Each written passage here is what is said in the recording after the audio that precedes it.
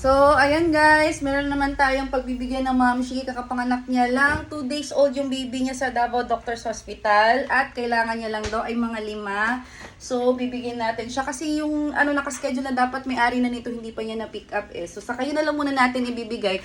And sa bagong pack na naman si ma'am yung dapat pagbibigyan natin. Kasi, kailangan ko nang ma-dispose o kailangan ko nang mabigyan ng area kasi mapapak na naman ako. Andito na yung rider. Magkakasya kaya to dito, yung 5.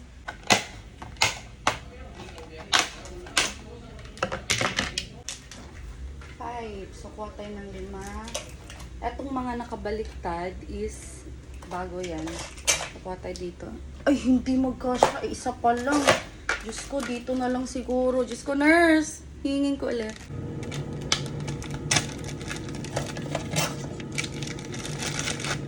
So, this is 150 ml. 5 ganito.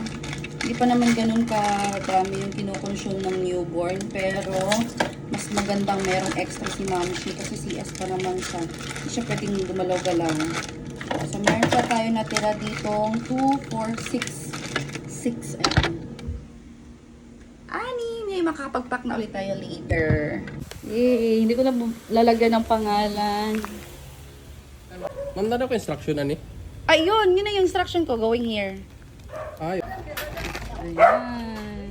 okay na ma'am, no? Okay na yan. Thank you. you, Siya na ma'am. bala doon. Okay, sige. Thank you.